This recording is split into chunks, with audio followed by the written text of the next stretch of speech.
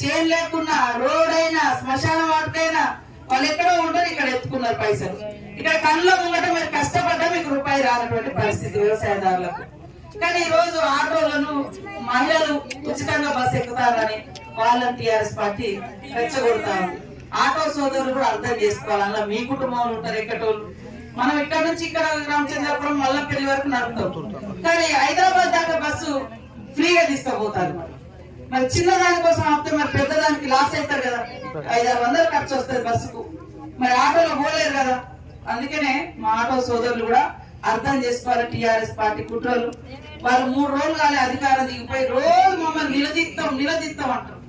కనీసం వాళ్ళ కుక్కకు 12 లక్షల కేటీఆర్ కుక్కలకు 12 లక్షలు పెట్టి ఇల్లు కట్టించారు వాటికి ఉండడం కోసం. వాళ్ళ పాలన అట్లా. మన పాలన ప్రజల కోసం ఆలోచిస్తారు. మేము ఎవ్వరం కూడా విలాసాల కోసం, సొంత ఖర్చుల కోసం, సొంత వ్యవహారం కోసం ఎవరం చూడడం లేదు. కాబట్టి మీరందరూ కూడా దయచేసి కాంగ్రెస్ పార్టీకి అవకాశం ఇచ్చినందుకు మీ అందరికీ ధన్యవాదాలు.